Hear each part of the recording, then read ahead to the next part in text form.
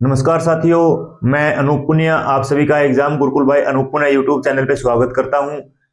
जैसा कि आपको पता है, हम पॉलिटी पढ़ रहे हैं और पॉलिटी की इस सीरीज में हम पार्लियामेंट या संसद का टॉपिक पढ़ रहे हैं। और पिछली क्लास में हमने जो लोकसभा का टॉपिक था वो कंप्लीट कर चुके हैं। हम आज की इस क्लास में हम स्टार्ट करेंगे राज्यसभा से, क्योंकि पार्लियामेंट के कितने हाउस होते हैं, लोकसभा और राज्यसभा दो हाउस होते हैं। तो सबसे पहले हमने लोकसभा पढ़ा और लोकसभा के स्पीकर, डिप्टी स्पीकर पढ़े, अध्यक्ष एवं उपाध्यक्ष। तो आज हम राज्यसभा की शुरुआत करेंगे। तो आइए देखते हैं राज्यसभा में क्या क्या होता है। ठीक है, सबसे पहले तो जो राज्यसभा है, क्या है? राज्यसभा है। ठीक है, राज्यसभा है, इसको अपर हाउस बोला जाता है। अपर हाउस या उच्च सदन बोला जाता है। पहले भी ये डिस्कस हम कर चुके हैं। ठीक है, उच्च सदन इसको बोला जाता है। ठीक है, और जो दूसरा सबसे मेन इंपॉर्टेंट क्या है, इसको क्या बोला जाता है? ये रिप्रेजेंटेटिव होता है स्टेट एंड ड्यूटीज का। किसमें? संसद में या पार्लियामेंट में। रिप्रेजेंटेटिव ऑफ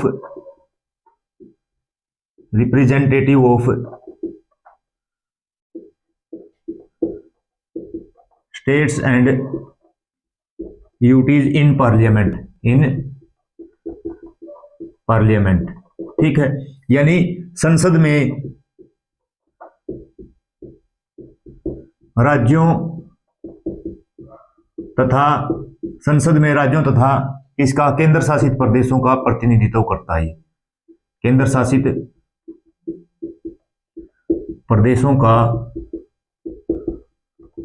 प्रतिनिधित्व कौन करता है? प्रतिनिधित्व करता है राज्यसभा। ठीक है, संसद में।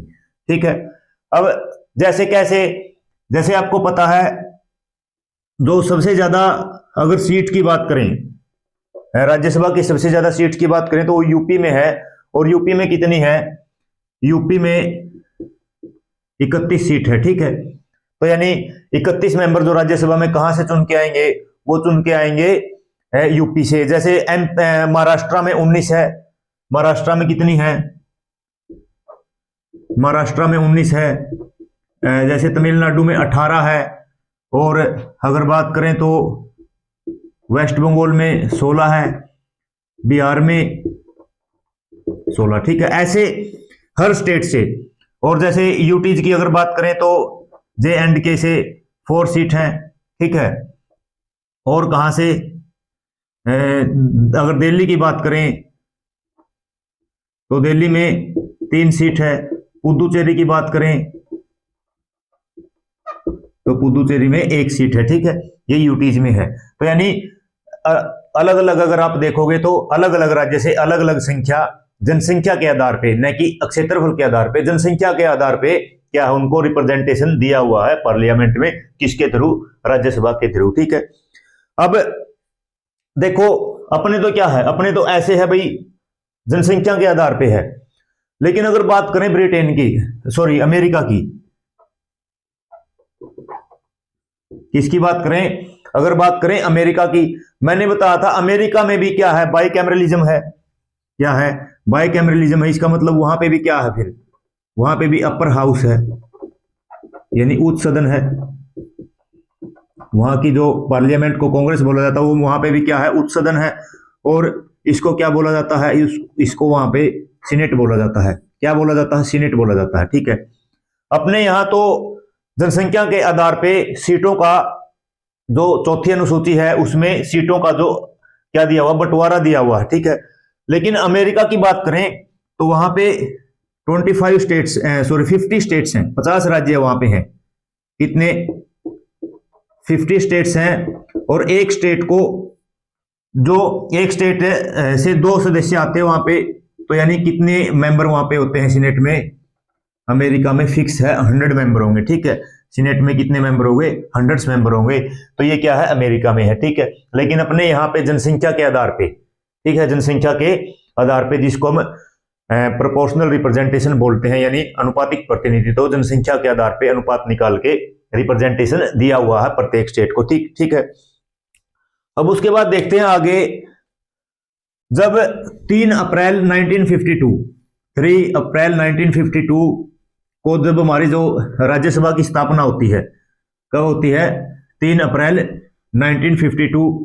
बहुत बार पूछा जा चुका है ये क्वेश्चन कि राज्यसभा की जो स्थापना कब होती है, कब हुई है। तो ऑप्शन में जैसे सन दिया, ईयर दिया हुआ होता है, जैसे 1952, 53, हो सकता है आपसे डेट भी पूछ ले, तो देखते हैं। और जो स्टार्टिंग में जो स्थापना हुई थी वो किस नाम से हुई थी, ये भी देखते हैं, यानी एस्टेब्लिशमेंट,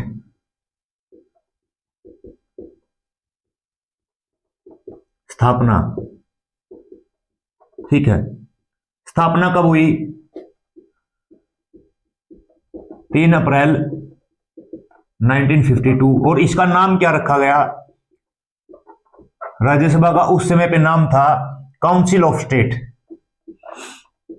काउंसिल ऑफ स्टेट्स, यानी राज्य परिषद, राज्य परिषद उसका नाम उस समय पे हुआ करता था। लेकिन 1954 में, 1954 में इसका जो नेम क्या कर दिया, इसका नेम कर दिया फिर राज्यसभा, राज्यसभा, ठीक है। इसका नाम राज्यसभा रख दिया, ठीक है। और आपको पता है, अगर कंपोजिशन की बात करें तो देखो ये था जो एस्टेब्लिशमेंट कब हुई। उसके बाद अब कंपोजिशन की बात करते हैं। कंपोजिशन हम पहले भी देख चुके हैं, जब हमारी संसद की पहली क्लास थी, पार्लियामेंट की पहली क्लास थी, उसके अंदर हम देख चुके हैं क्या? कंपोजिशन ऑफ राज्यसभा, यानी राज्यसभा का गठन। गठन का मतलब कौन सदस्य कहां से, कितने सदस्य इलेक्ट होते, कितने सदस्य नॉमिनेट होते हैं, उसके बारे में देख चुके हैं। लेकिन एक बार देख लेते हैं यहां पे भी। आर्टिकल 80 में है, अनुच्छेद 80 में है क्या? Composition of Rajya Sabha, composition of Rajya Sabha, यानी राज्यसभा का गठन, राज्यसभा का गठन, ठीक है। राज्यसभा का गठन, तो हमारे संविधान में बोला गया जो मैक्सिमम सीट्स कितनी हो सकती हैं, या मैक्सिमम सदस्य कितने हो सकते हैं राज्यसभा में? 250, ठीक है। 250 यानी अधिकतम जो सीट है, अधिकतम सीट कितनी हो सकती है? 250। लेकिन अगर एट प्रेजेंट की बात करें, यानी अगर वर्तमान की बात करें, तो कितनी है? 245 है। कितनी है? 245 है। अब 5 सीट क्यों छोड़ दी गई? मैंने पहले भी बताया था, जैसे हमारे देश का जो कुछ एरिया है वो POK है, जो पाक ऑक्यूपाइड कश्मीर है, और कुछ जो एरिया है वो अक्साई चाइना है, यानी चाइना के कब्जे में है। इसलिए जो जितना भी क्षेत्रफल की जहां वहां पे पॉपुलेशन है, उसके हिसाब से 5 सीटों को अब छोड़ रखा है। अधिकतम तो कितनी हो सकती है? अधिकतम हो सकती है 250। लेकिन आज कितनी है हमारे जो राज्यसभा में सदस्य? 245। इनमें से फिर क्या है? इनमें से कुछ तो क्या है, कुछ है नॉमिनेटेड, यानी नॉमिनेटेड बाय प्रेसिडेंट, राष्ट्रपति के द्वारा क्या है? निर्वाचित है, मनोनीत है, राष्ट्रपति द्वारा मनोनीत, ठीक है। कितने सदस्य हैं ये 12 मेंबर्स हैं, या 12 सीट्स हैं। 12 सदस्य किसके द्वारा? राष्ट्रपति के द्वारा नॉमिनेट किए जाते हैं, और जो 4 फील्ड से या 4 क्षेत्रों से नॉमिनेट किए जाते हैं। कौन से क्षेत्र है वो? पहला आर्ट है, यानी कला, दूसरा है लिटरेचर, यानी साहित्य, और तीसरा है साइंस, यानी विज्ञान, और चौथा है सोशल साइंस, सोशल साइंस यानी समाज सेवा, ठीक है। अब देखो, ये जरूरी नहीं कि 12 सदस्य है तो चारों से इक्वल होंगे, नहीं।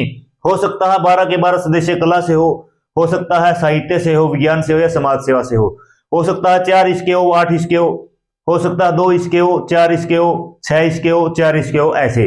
तो ये जरूरी नहीं कि कोई फिक्स होगा कि किस फील्ड से कितने सदस्य है, हो सकता है एक फील्ड से ही सारे के सारे सदस्य है जो क्या है मनोनीत कर लिए जाए। तो जो 4 फील्ड क्षेत्र से क्या किए जाते हैं, 12 सदस्य राष्ट्रपति के द्वारा राज्यसभा में मनोनीत किए जाते हैं, ठीक है। और आगे क्या है फिर, नेक्स्ट है इलेक्टेड, यानी निर्वाचित। अब देखो 245 में से 12 तो क्या हो गए, नॉमिनेटेड हो गए, तो इलेक्टेड कितने बचे, इलेक्टेड बचे यहां पे 233, कितने बचे 233, ठीक है। अब देखो 233 है, इसमें से फिर क्या है, इसमें से कुछ स्टेट से इलेक्टेड होके आएंगे और कुछ कहां से, यूटीज से, यूटीज से वहीं से होके आएंगे जिन भी विधानसभा केंद्र शासित प्रदेशों में विधानसभा है, जैसे दिल्ली में है, जम्मू कश्मीर में है और पुदुचेरी में है, तो वहां से ही क्या है राज्यसभा के सदस्य निर्वाचित होके आएंगे, ठीक है। तो यहां से यूटीज से कितने, 8 सदस्य, 8 सदस्य, जे एंड के में से कितने, 4, दिल्ली में से कितने, 3, पुदुचेरी में से कितने, 1 सदस्य, यानी कुल 8 सदस्य केंद्र शासित प्रदेशों में से क्या होके आते हैं, नॉमिनेटेड होके आते हैं, इलेक्टेड होके आते हैं। और जो स्टेट या राज्य से कितने बच गए, 233 में से 8 जो केंद्र शासित प्रदेशों में से, तो यहां पे कितने बच जाएंगे फिर, 225, 225 सदस्य क्या है, 225 जो सदस्य है राज्यसभा में राज्यों से निर्वाचित होके आते हैं, यानी राज्यों के जो एमएलए हैं उनके द्वारा क्या किए जाते हैं, वो इलेक्ट किए जाते हैं, ठीक है। तो ये था कंपोजिशन किसका, राज्यसभा में क्या कंपोजिशन होगा, यानी कितने सदस्य कहां से निर्वाचित होके आएंगे, कहां से नॉमिनेटेड होके आएंगे, ठीक है। उसके बाद अब देखो आगे हम देखते हैं इलेक्शन कैसे होगा। भाई राज्यसभा के सदस्य मैंने बताया 233 सदस्य है, 233 मेंबर्स है वो इलेक्टेड होंगे, तो वो इलेक्टेड कैसे होंगे, तो उसके बारे में देखते हैं, ठीक है। तो आगे हम देखेंगे election of member of Rajya Sabha. आसान है, बिल्कुल इजी टॉपिक है राज्यसभा का। और वैसे ही पहले आप जो भी चीजें यहाँ पे टर्म यूज होंगी सभी चीजों के बारे में पहले आप डीपली देख चुके हो, तो आसानी से आपको समझ में यहाँ पे सारी चीजें आएंगी। बस आप कंसंट्रेशन से इन चीजों को एक बार समझ लेना, क्योंकि वही आएंगी single transferable vote system, proportional system, जो रिप्रेजेंटेशन है, उन्हीं चीजों के बारे में हम यहाँ पे पढ़ने वाले हैं। देखो election of members of Rajya Sabha, election of members of Rajya Sabha, Rajya Sabha के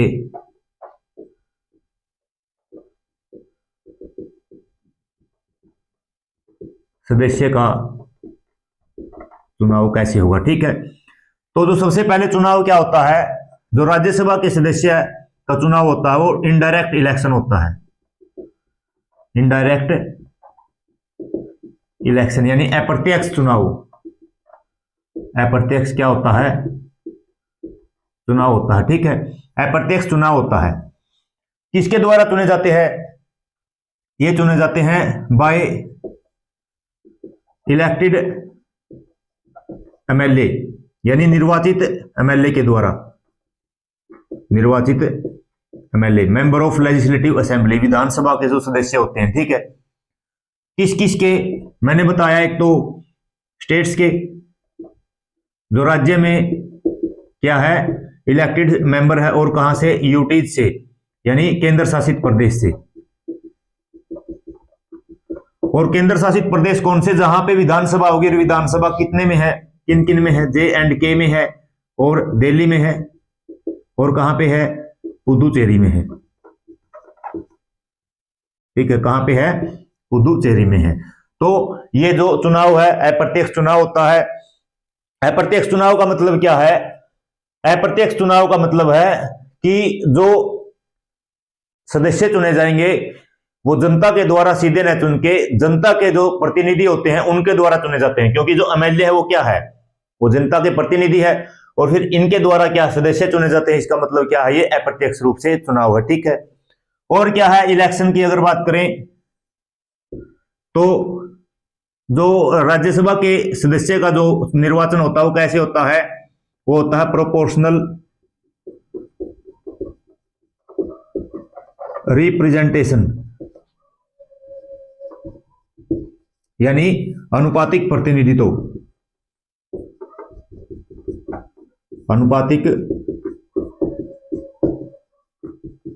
प्रतिनिधित्व, ठीक है। अनुपातिक प्रतिनिधित्व ये पहले पढ़ भी चुके हैं, मैं बता भी दूंगा। और क्या है, single transferable vote system, single transferable vote system, एकल संक्रमणीय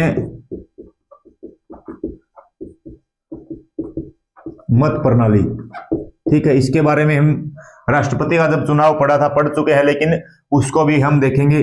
और क्या है, पार्शली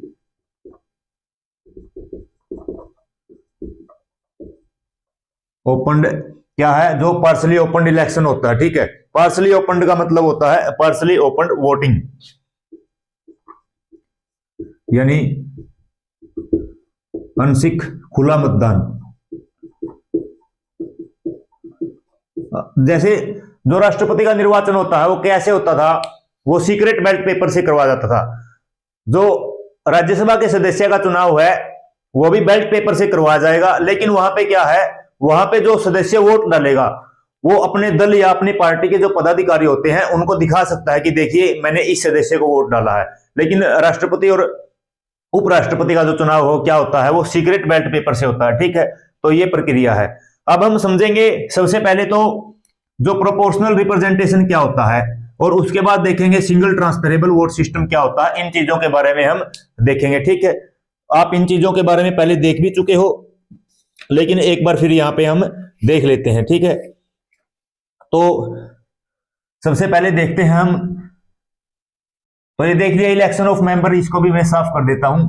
अब देखेंगे प्रोपोर्शनल रिप्रेजेंटेशन, अनुपातिक प्रतिनिधित्व क्या होता है, इसके बारे में देखेंगे। देखो वैसे तो मैं इन चीजों को पहले जब प्रेसिडेंट के इलेक्शन के बारे में मैंने पढ़ा था, आर्टिकल 54 यानी अनुच्छेद 54 पढ़ा था, उस समय पे मैं सभी चीजों को क्लियर करवा चुका हूं। लेकिन यहाँ पे एक बार मैं आपको रिवाइज करवा देता हूं ताकि क्या है आपको जल्दी समझ में आए। और आप एक बार जो राष्ट्रपति की क्लासेज हैं उनको जरूर देखना, आर्टिकल 54 की जो क्लास है उसको जरूर देखना आप, ठीक है। तो देखते हैं जो प्रोपोर्शनल रिप्रेजेंटेशन क्या होता है, यानी अनुपातिक प्रतिनिधित्व क्या होता है।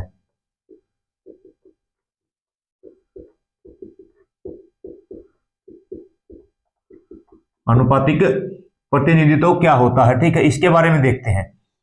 अनुपातिक प्रतिनिधित्व का मतलब होता है कि यहां पे जो सदस्य है, मतलब जो पार्टी है, जो दल है, उनको जिस परसेंटेज में वोट मिलते हैं उनको फिर क्या है उतनी ही सीट दे दी जाती है, ठीक है। यानी the members are elected in the ratio of percentage of the vote gained by the party. The members, इसमें क्या होता है, द मेंबर्स आर इलेक्टेड,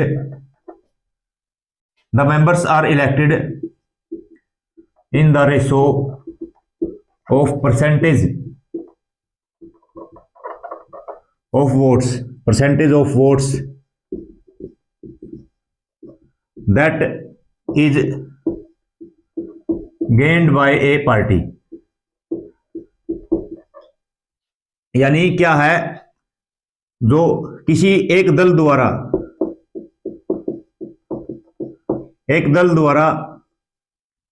प्राप्त प्रतिशत मत के अनुपात में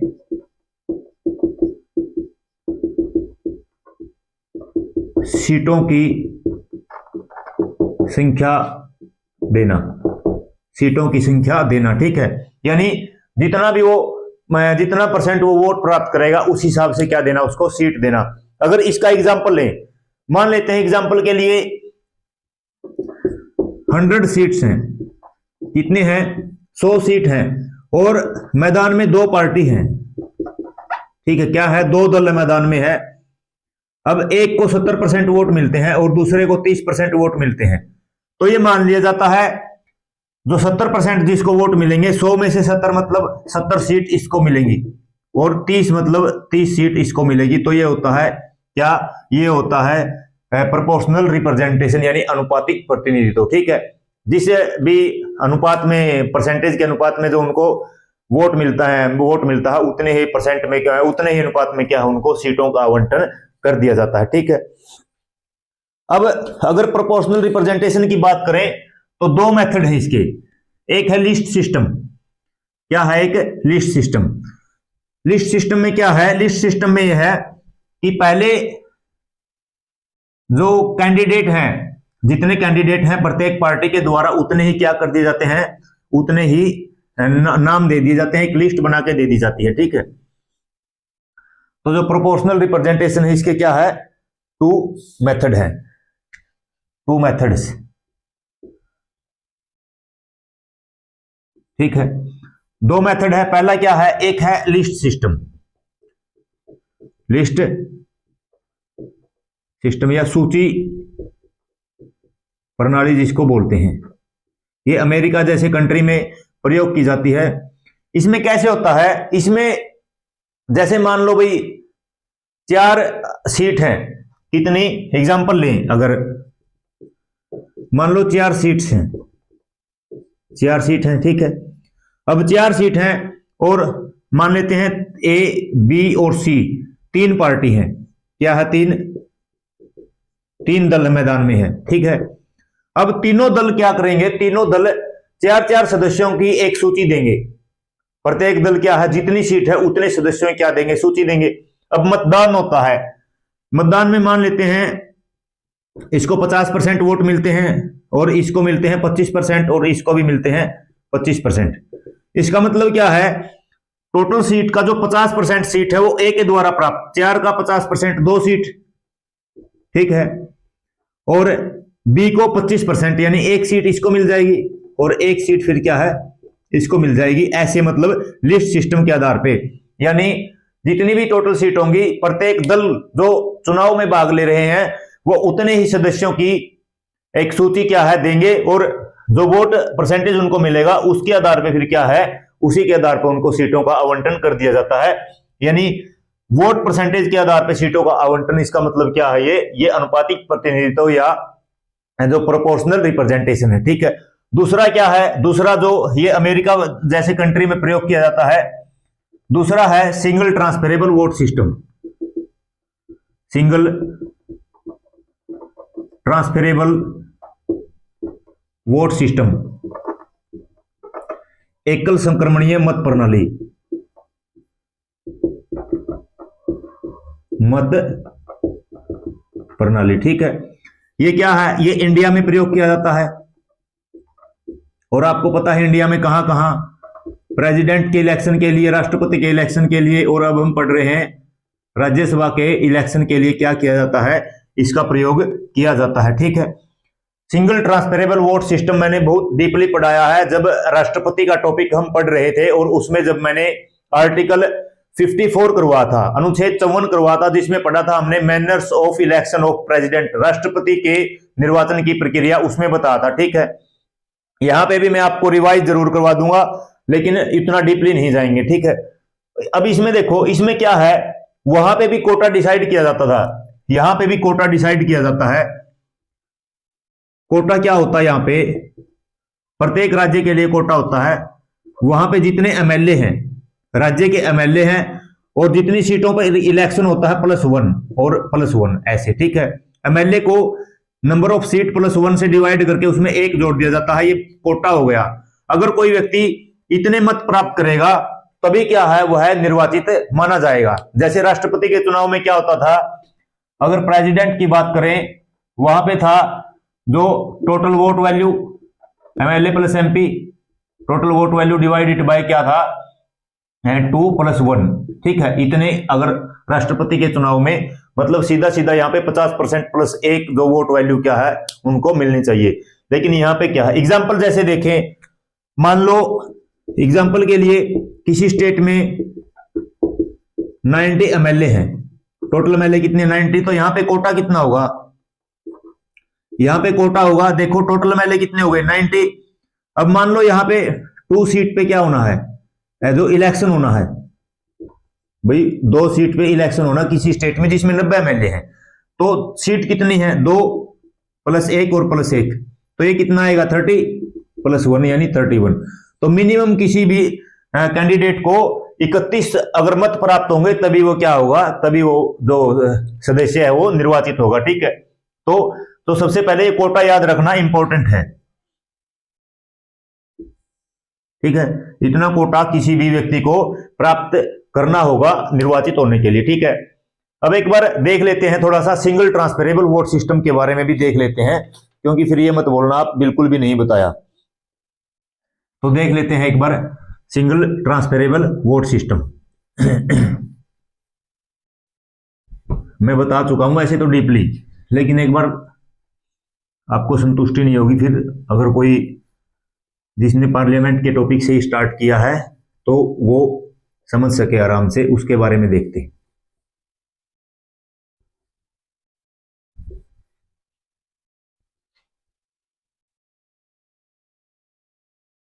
क्या है सिंगल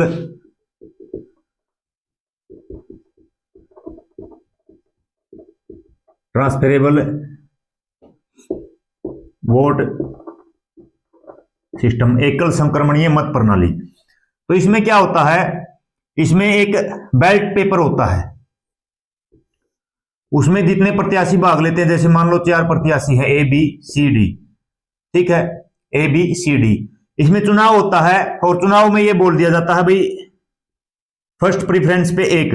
जैसे कोई भी व्यक्ति चुनाव में भाग लेता है उसको ऐसी प्रीफरेंस देनी होती है, भाई मेरी पहली चॉइस ये है, दूसरी चॉइस ये है, तीसरी चॉइस ये है, चौथी चॉइस ये है। ठीक है, ऐसे। तो ये हो गया बैलेट पेपर। अब जो काउंटिंग होती है, सबसे पहले होती फर्स्ट राउंड की काउंटिंग।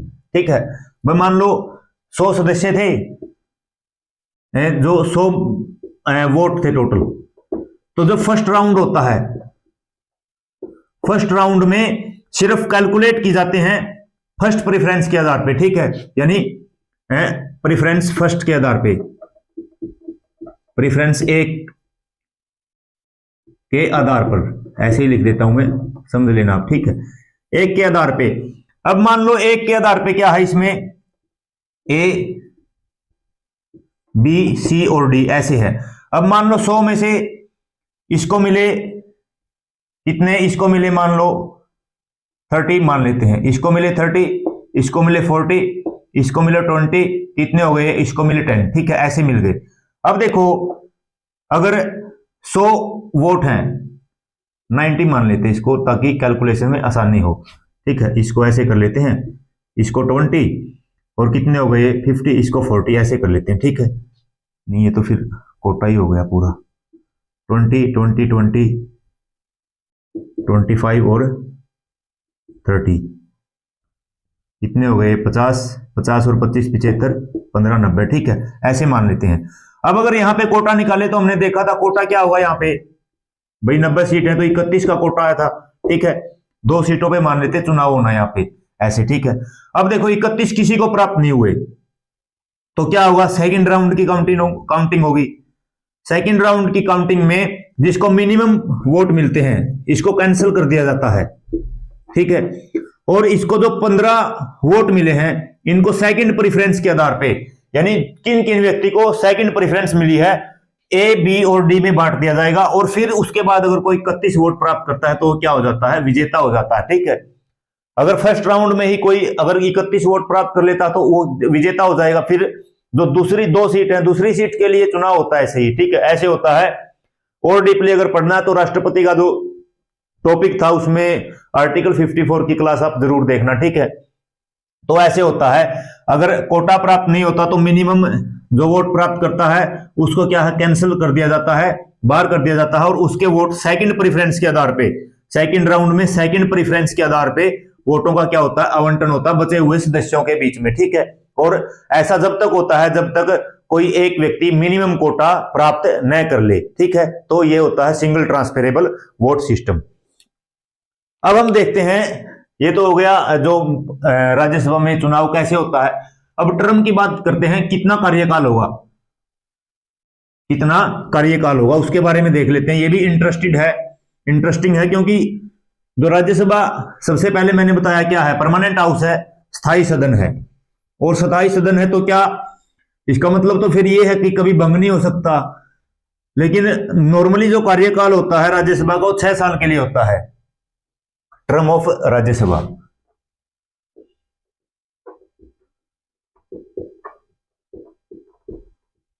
ठीक है, ये राज्यसभा का कार्यकाल।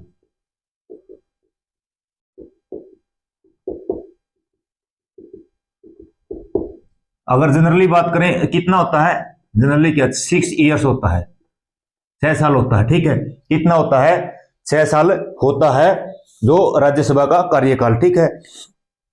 अब ये क्या है, ये परमानेंट हाउस है, राज्यसभा क्या है, परमानेंट हाउस है, यानी स्थायी सदन है। स्थायी सदन, स्थायी सदन का मतलब क्या है, कैन नॉट डिसॉल्व, भंग नहीं किया जा सकता, भंग नहीं होता, ठीक है। तो भंग नहीं होता तो क्या, जब सदस्यों का कार्यकाल 6 वर्ष पूरा हुआ तो फिर क्या है, वो तो भंग हो जाएगा, फिर नए सदस्य इलेक्ट होंगे। तो इसमें ऐसा नहीं है, इसमें क्या है, इसमें 1/3 सदस्य प्रत्येक 2 साल के बाद रिटायर होते हैं, ठीक है। इसमें क्या होता है, 1/3 मेंबर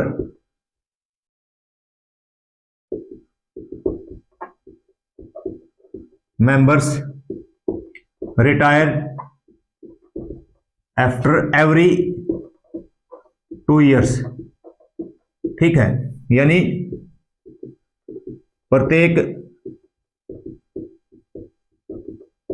2 साल बाद 1/3 सदस्य क्या है, 1/3 सदस्य क्या कर लेते हैं, अवकाश प्राप्त करते हैं, अवकाश प्राप्त करते हैं, ठीक है। प्रत्येक 1/3 सदस्य क्या है, अवकाश प्राप्त करते हैं प्रत्येक 2 साल के बाद, ठीक है। प्रत्येक 2 साल के बाद 1/3 सदस्य अवकाश प्राप्त करते हैं। ये बात आप रट लेना, बहुत बार क्वेश्चन में पूछा जाता है, बहुत बार स्टेटमेंट आती है, कितने वर्ष बाद या कितने सदस्य 2 वर्ष बाद जो अवकाश प्राप्त करते रिटायर हो जाते हैं, तो 1/3 सदस्य, ठीक है। अब देखो, फिर जब 1952 में पहली बार चुनाव हुआ राज्यसभा के लिए, तो क्या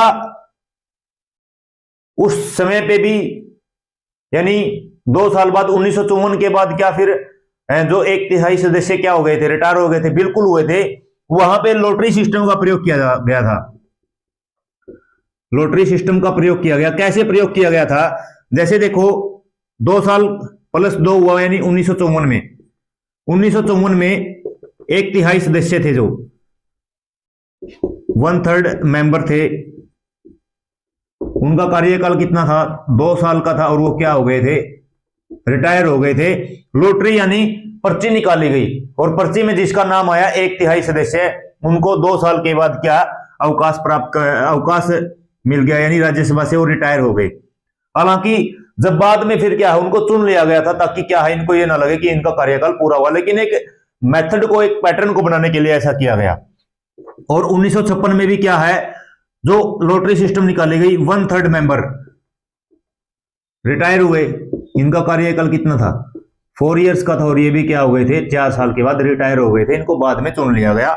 और 1900 फिर क्या है, 58 के बाद 1/3 मेंबर क्या हो गए, ये भी 6 ईयर इनका पूरा कार्यकाल रहा, ये भी रिटायर हो गए, ठीक है। अब देखो, जो 1954 में जो मेंबर इनकी जगह चुन के आए थे, वो कब फिर वो यहां 6 जोड़ो तो 1960 में रिटायर होंगे, ये ऐसे 1962 में, ये ऐसे 1964 में, तो ऐसे चलता गया। तो स्टार्टिंग में लॉटरी सिस्टम से पर्ची निकाली गई कि 2 साल बाद कौन से सदस्य रिटायर होंगे और 4 साल बाद कौन से सदस्य रिटायर होंगे और 6 साल के बाद तो फिर क्या हो गया, ये रूटीन में चीजें आ गई। ठीक है, तो ये चीजें थी। और जो बाई इलेक्शन अगर होता, मतलब अगर कोई सीट वैकेंट हो जाती है बीच में, ठीक है, क्या हो जाती है, बीच में अगर वैकेंट हो जाती है कोई सीट, तो बाई इलेक्शन होता है। और बाई इलेक्शन में जो सदस्य चुना जाता है वो बचे हुए कार्यकाल के लिए चुना जाता है। किसके लिए? बचे हुए कार्यकाल के लिए। मान लो कोई सीट, कोई सदस्य चुना गया और 2 साल बाद उसकी मृत्यु हो जाती है या कुछ अन्य कारण रहते हैं, या वह अयोग्य पाया जाता है, डिस्क्वालीफाई कर दिया जाता है वो, तो जो बचे हुए 4 साल है उसके लिए सदस्य चुना जाएगा। ठीक है, यानी अगर सीट क्या हो जाए, वैकेंट हो जाए, सीट क्या हो जाए, वैकेंट हो जाए, तो बाई इलेक्शन होता है, उपचुनाव, विद इन 6 मंथ, 6 माह के अंदर। और जो न्यू इलेक्टेड मेंबर है, न्यू इलेक्टेड, नया चुना हुआ सदस्य है, वो क्या है, फॉर रिमेनिंग टेन्योर, बचे हुए कार्यकाल के लिए। ठीक है, नया निर्वाचित सदस्य, नया निर्वाचित सदस्य बचे हुए कार्यकाल के लिए, कार्यकाल के लिए चुना जाता है। ठीक है, ये बात आपको समझ में आई। और जो 4th शेड्यूल हमने पढ़ा था, मैं यहीं पे रिवाइज करवा देता हूं। 4th शेड्यूल पढ़ा था हमने, 4th शेड्यूल, ठीक है। 4th शेड्यूल में क्या था, एलोकेशन था, allocation of seats of Rajya Sabha, यानी किस राज्य से और किस केंद्र शासित प्रदेश से कितने राज्यसभा में सदस्य निर्वाचित होकर आएंगे, उनका जो बंटवारा है वो किसमें है, वो 4th अनुसूची में दिया हुआ है। ये भी क्वेश्चन इंपॉर्टेंट है, यहां से भी कई बार क्वेश्चन पूछा जा चुका है। ठीक है, अब देखते हैं, जैसे राज्यसभा में, सॉरी, लोकसभा में स्पीकर और डिप्टी स्पीकर होते हैं, यानी अध्यक्ष एवं उपाध्यक्ष होते हैं। इसी तरह से राज्यसभा में भी सभापति एवं उपसभापति होते हैं, सभापति एवं उपसभापति होते हैं। तो इनके बारे में और थोड़ा सा देख लेते हैं। बाकी अगर स्पीकर आपने अच्छे से पढ़ा है राज्यसभा में और डिप्टी स्पीकर पढ़ा है, तो ये भी सेम चीजें हैं, बस थोड़ा सा डिफरेंस है, उन चीजों को हम यहां पे देखेंगे। तो आइए देखते हैं, चेयरमैन ऑफ इन राज्यसभा, यानी राज्यसभा में चेयरमैन या सभापति। तो राज्यसभा में सभापति कौन होता है, वाइस प्रेसिडेंट, वाइस प्रेसिडेंट होता है। और क्या है, उपराष्ट्रपति है जो एक्स ऑफिशियो चेयरमैन होते हैं, ये एक्स ऑफिशियो चेयरमैन, यानी एक्स ऑफिशियो चेयरमैन का मतलब पदेन सभापति, पदेन सभापति। यानी अगर राष्ट्रपति अपने पद पर है तो इसका मतलब वही क्या होगा, वही होगा राज्यसभा का सभापति। ठीक है, अगर राष्ट्रपति पद पे है तो क्या होगा, वो जो राज्यसभा का सभापति होगा। ठीक है, अब इसके फंक्शन क्या होते हैं फिर, function same as speaker of Lok Sabha,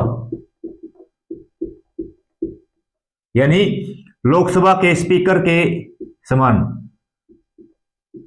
Lok Sabha के स्पीकर के समान। ठीक है, लेकिन कुछ डिफरेंस भी होता है। डिफरेंस क्या है, अंतर क्या है,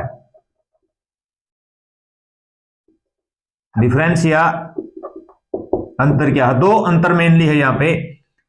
जो लोकसभा के अध्यक्ष होते हैं वो मनी बिल या धन विधेयक को प्रमाणित करते हैं कि ये मनी बिल या धन विधेयक है या नहीं। उस चीज को प्रमाणित कौन करते हैं, लोकसभा के अध्यक्ष करते हैं, लेकिन जो चेयरमैन है वो यहां पे नहीं कर सकते। ठीक है, यानी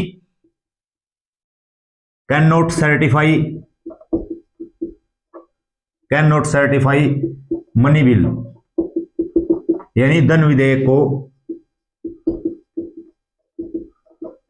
विधेयक को प्रमाणित नहीं कर सकते, प्रमाणित नहीं कर सकते। ठीक है। और दूसरा क्या है, जो दोनों सदनों की, राज्यसभा और लोकसभा की जो संयुक्त बैठक होती है, joint sitting of both house of the parliament, उसकी जो अध्यक्षता करते हैं वो कौन करते हैं? वो करते हैं लोकसभा के अध्यक्ष। अगर उनका पद खाली है तो लोकसभा के उपाध्यक्ष, अगर दोनों पद खाली है तो राज्यसभा के उपसभापति करते हैं। लेकिन राज्यसभा का सभापति कभी भी जो संयुक्त बैठक या ज्वाइंट सिटिंग होती है उसकी अध्यक्षता नहीं करते, यानी कैन नॉट प्रिजाइड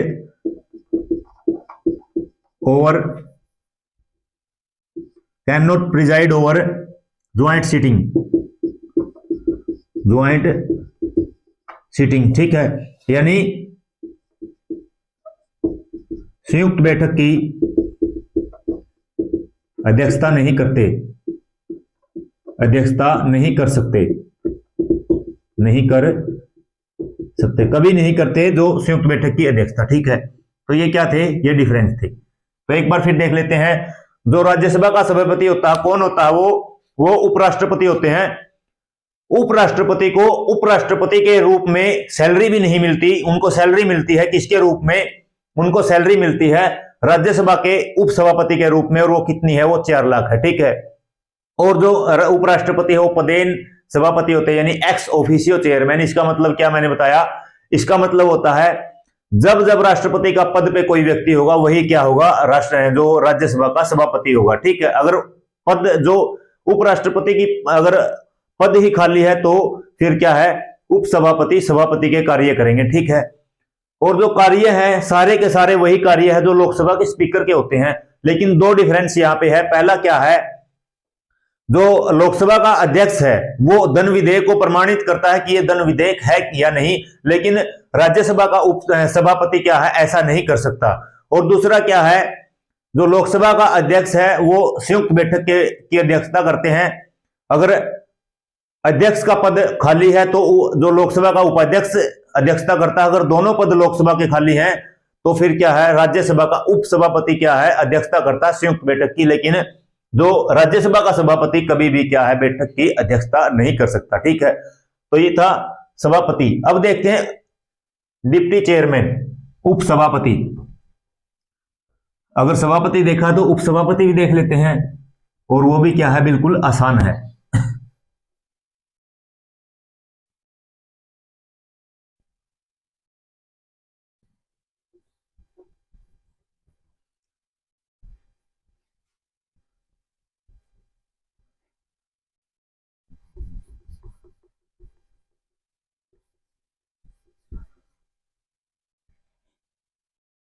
अब क्या है? Deputy chairman.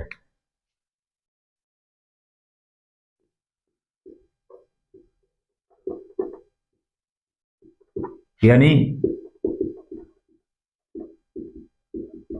उपसभापति। ठीक है। डिप्टी चेयरमैन देखते हैं। जो डिप्टी चेयरमैन है राज्यसभा के सदस्यों द्वारा अपने में से ही चुना जाता है। ठीक है। Elected by member of Rajya Sabha.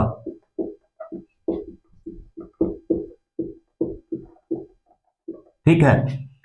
Member of Rajya Sabha amongst themselves.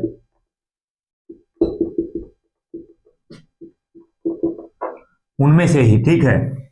Rajya Sabha के सदस्यों द्वारा, राज्यसभा के सदस्यों द्वारा अपने में से ही, क्या है? राज्यसभा के सदस्यों द्वारा अपने में से ही जो राज्यसभा के उपसभापति को चुना जाता है। ठीक है। और अगर इनको हटाया जाता है तो रिमूवल किससे होगा? हटाना कैसे होगा? एक रिजोल्यूशन आएगा। कहां पे आएगा रिजोल्यूशन? राज्यसभा में। और वो पास किया जाएगा, पास्ड बाय इफेक्टिव मेजोरिटी या देन मेजोरिटी। इफेक्टिव या देन मेजोरिटी, देन मेजोरिटी यानी तत्काल किससे, बहुमत से क्या है, राज्यसभा में प्रस्ताव को पास कर लिया जाएगा। ठीक है, तत्काल का मतलब क्या होता है, उस समय पे जितनी भी सीट खाली है उनको छोड़ के जिन भी सीटों पे सदस्य चुने हुए हैं उनकी जो बहुमत है वो देखा जाता है बस। ठीक है, तो यानी क्या है, जो रिमूवल कैसे होगा, राज्यसभा में एक प्रस्ताव आएगा और वो अगर तत्काल बहुमत से या देन मेजोरिटी से अगर उसको पारित करवा लिया जाता है तो राज्यसभा के उपसभापति को हटाया जा सकता है। ठीक है, ये रिजाइन किसको देंगे, रिजाइन देंगे चेयरमैन को यानी सभापति को। किसको, सभापति को क्या करेंगे, ये रिजाइन देंगे। और अगर ऑफिस वैकेंट हो जाता है, पद खाली हो जाता है, अगला क्या है, अगर ऑफिस वैकेंट है, ऑफिस क्या है, वैकेंट, पद खाली है, पद रिक्त है। ठीक है, अगर पद रिक्त है तो क्या होगा, प्रेसिडेंट नॉमिनेट करेंगे एक मेंबर को, प्रेसिडेंट नॉमिनेट वन मेंबर, राष्ट्रपति एक सदस्य को मनोनीत करते हैं, एक सदस्य को मनोनीत करते हैं। ठीक है, किसके लिए, जो राज्यसभा की अध्यक्षता है के उपसभापति के रूप में। ठीक है, तो ये था जो राज्यसभा का टॉपिक, डीपली हमने देखा और इंपॉर्टेंट भी है एग्जाम के पॉइंट ऑफ व्यू से। संसद का पूरा टॉपिक ही क्या है, इंपॉर्टेंट है। उम्मीद करता हूं सभी चीजें आपको अच्छे तरीके से समझ में आई होगी और सभी चीजों को नोट जरूर करना। मैं बार बार इस बात पे जोर दे रहा हूं कि नोट जरूर करना, नोट जरूर करना, क्योंकि जो चीजें आप नोट करोगे वो आपको के लिए बहुत ज्यादा लाभदायक होने वाली हैं। और अगर कोई भी जो स्टूडेंट है हमारे चैनल के ऊपर फर्स्ट टाइम विजिट कर रहे हो तो चैनल को सब्सक्राइब करना, लाइक करना और वीडियो को शेयर जरूर करना अपने फ्रेंड सर्कल में, और कमेंट में बताना आपको राज्यसभा की जो क्लास कैसी लगी और जो पॉलिटी की जो सीरीज चली हुई है इसके बारे में आपकी क्या राय है। आप इस चैनल पे अपना प्यार, प्रेम और समर्थन दे रहे हैं, उसके लिए आप सभी का बहुत बहुत धन्यवाद। Thank you. जय हिंद, जय भारत।